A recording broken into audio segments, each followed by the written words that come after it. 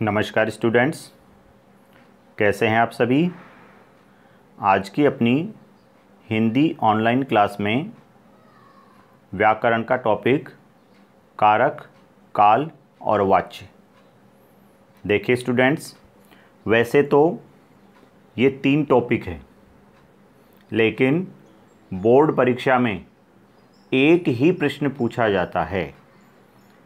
एक वाक्य दे दिया जाता है और फिर पूछा जाता है कि इस वाक्य में कारक, काल और वाच्य लिखिए। एक ही सेंटेंस आता है, एक ही वाक्य आता है और उसमें कारक, काल और वाच्य बताना होता है। तो वैसे ये 3 टॉपिक है, लेकिन प्रश्न एक प्रश्न आता है तीनों में से मिलाकर।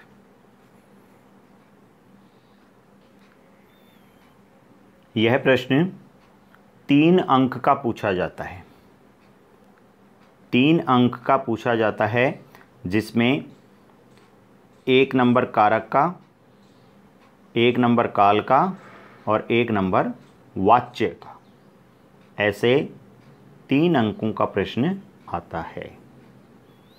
और हालांकि पीडीएफ में 7-8 पेज हैं इस टॉपिक की, लेकिन ज़्यादा गहराई से न पढ़ते हुए,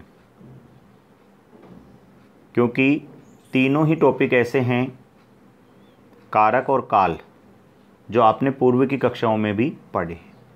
इसलिए ऊपरी तौर पर इन तीनों जो टॉपिक हैं इनका आज हम अध्ययन करेंगे। ठीक है, आइए। कारक। कारक का अर्थ होता है करने वाला, क्रिया का निष्पादक, क्रिया को करने वाला। जब किसी संज्ञा या सर्वनाम पद का संबंध वाक्य में प्रयुक्त अन्य पदों व क्रिया के साथ जाना जाता है, उसे कारक कहते हैं। ये कारक की परिभाषा हो गई। हालांकि पूछा नहीं जाता है, लेकिन फिर भी आपको याद रखना है कि कारक की परिभाषा क्या है। ऐसा भी पूछ सकते हैं, हालांकि पिछले 3-4 सालों में ऐसा कोई प्रश्न नहीं पूछा गया है। विभक्ति। कारक को प्रकट करने के लिए प्रयुक्त किया जाने वाला चिह्न विभक्ति कहलाता है। विभक्ति को परसर्ग भी कहा जाता है। ठीक है। भेद। हिंदी में कारक 8 प्रकार के होते हैं या कारक के 8 भेद होते हैं। कर्ता कारक। क्रिया करने वाले को व्याकरण में कर्ता कारक कहते हैं। कर्ता कारक का चिह्न ने होता है। कर्ता ने इसका विभक्ति चिह्न है। यह संज्ञा अथवा सर्वनाम ही होता है तथा क्रिया से उसका संबंध होता है। विभक्ति का प्रयोग सकर्मक क्रिया के साथ ही होता है और वह भी भूतकाल में। तो ये कारक का पहला भेद आ गया। आगे देखिए,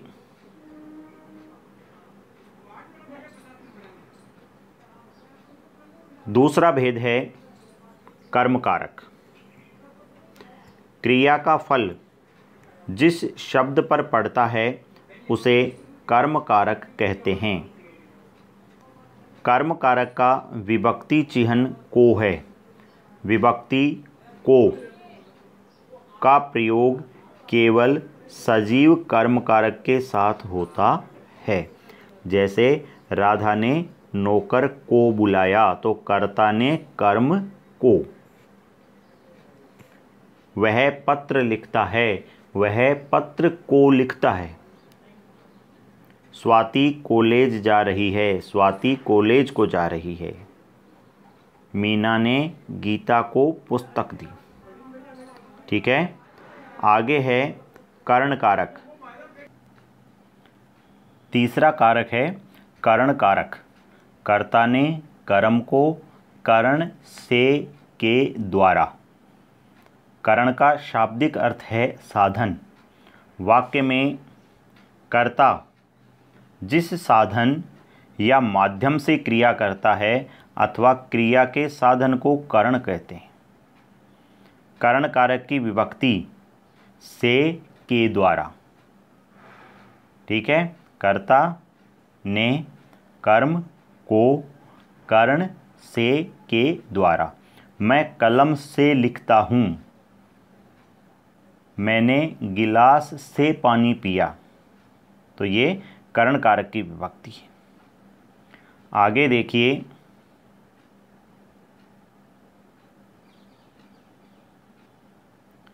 संप्रदान कारक। संप्रदान, सम प्रदान का शाब्दिक अर्थ होता है देना। वाक्य में कर्ता जिसे देता है अथवा जिसके लिए क्रिया करता है उसे संप्रदान कारक कहते हैं। जब कर्ता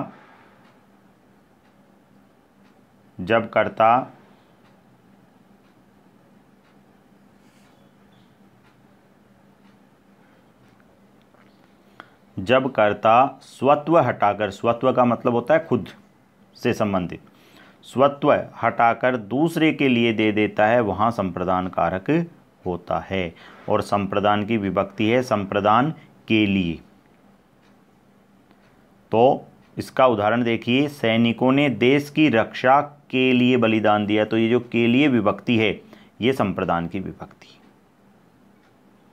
अप्पादान। अप्पादान का अर्थ है पृथक होना या अलग होना।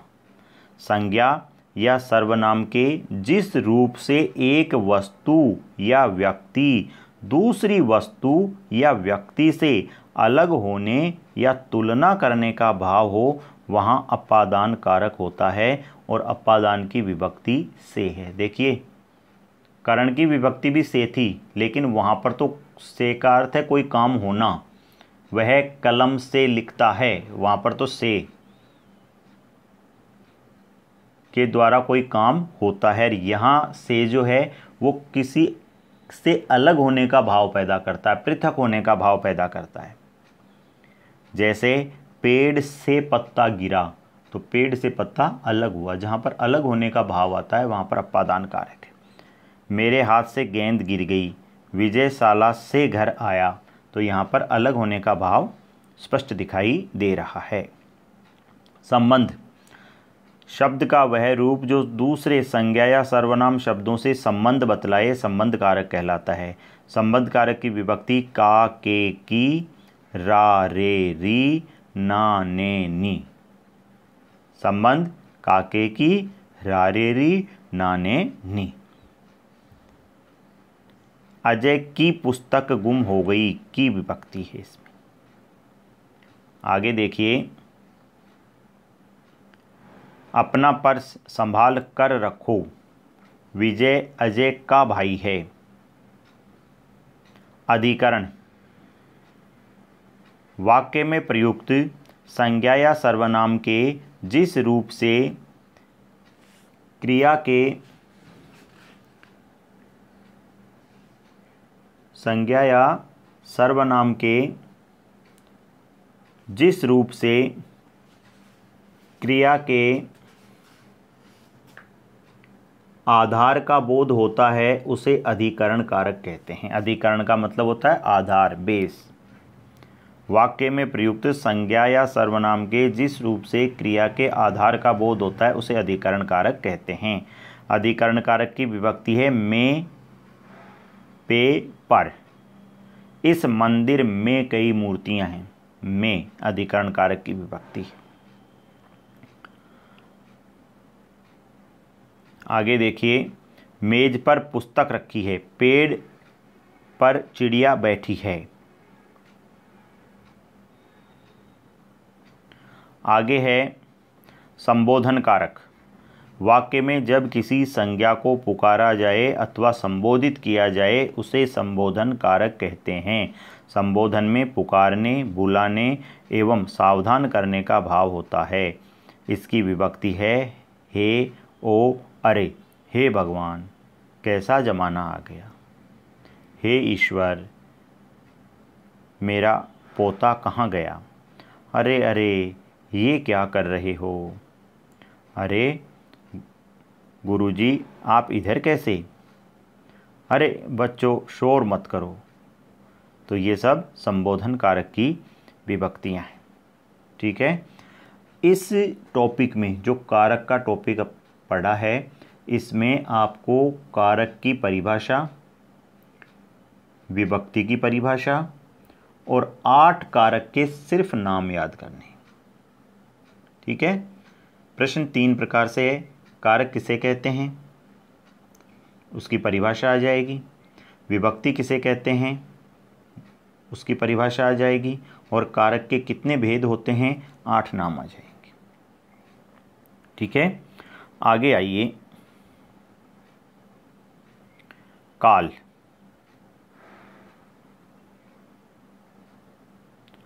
काल का अर्थ है समय। काल का अर्थ है समय। क्रिया के जिस रूप से उसके होने का समय मालूम हो, भाई ये काम कब हुआ, उसे काल कहते हैं। काल के इस रूप से क्रिया की पूर्णता, अपूर्णता के साथ ही संपन्न होने का समय का बोध होता है। और काल के 3 भेद होते हैं, भूतकाल, वर्तमान काल और भविष्यत काल। तो ये काल की परिभाषा हो गई और काल के भेद हो गए 3, भूतकाल, वर्तमान काल और भविष्यत काल। अब देखिए, यदि साधारण शब्दों में कहें, कोई काम हो गया, भूतकाल, कोई काम अभी चल रहा है, वर्तमान काल, और कोई काम आगे होगा, वो भविष्यत काल है। भूतकाल का अर्थ है बीता हुआ समय। वाक्य में जिस क्रिया रूप से बीते समय का होना पाया जाता है, वह भूतकाल कहलाता है। यह क्रिया व्यापार यानी काम की समाप्ति बतलाने वाला रूप होता है, यानी कोई काम हो चुका। भूतकाल के कुछ भेद देखिए। सामान्य भूतकाल, संदिग्ध भूतकाल, हेतुमद भूतकाल, आसन्न भूतकाल, पूर्ण भूतकाल और अपूर्ण भूतकाल। ठीक है, सबके एक एक उदाहरण हैं। अविनाश ने गाना गाया, गाड़ी जा चुकी थी, ये सामान्य भूतकाल है। संदिग्ध, खाना नीता ने ही बनाया होगा, संदिग्ध है, पता नहीं बनाया या नहीं। हेतुमद भूतकाल, तुमने पढ़ाई की होती तो उत्तीर्ण हो जाते।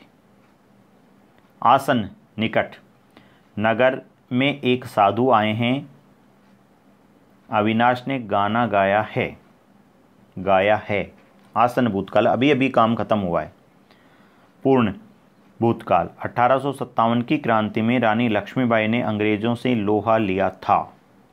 अपूर्ण, राकेश पुस्तक पढ़ता था, ये अपूर्ण भूतकाल हो गए। वर्तमान काल, क्रिया का वह रूप जिससे कार्य का वर्तमान में होना पाया जाए, वर्तमान काल कहते हैं। यह कार्य निरंतर हो रहा है कि जानकारी दे रहा है। इसके भी कुछ भेद हैं। सामान्य वर्तमान काल, संभाव्य वर्तमान काल और आज्ञार्थ वर्तमान काल। प्रशांत खेल रहा है, सामान्य वर्तमान काल है। संभाव्य, मोहन परीक्षा देता होगा। और आज्ञार्थ, तुम यह पाठ पढ़ो। भविष्यत काल, क्रिया के जिस रूप से यह ज्ञात होता है कि कार्य आने वाले समय में होगा, भविष्य में होगा, उसे भविष्यत काल कहते हैं। जैसे कृष्णा लेख लिखेगी, अंकित पुस्तक पढ़ेगा, लड़के खेलेंगे, औरतें गीत गाएंगी। तो भविष्य में होंगे ये सभी काम। ये हो गया भविष्यत काल।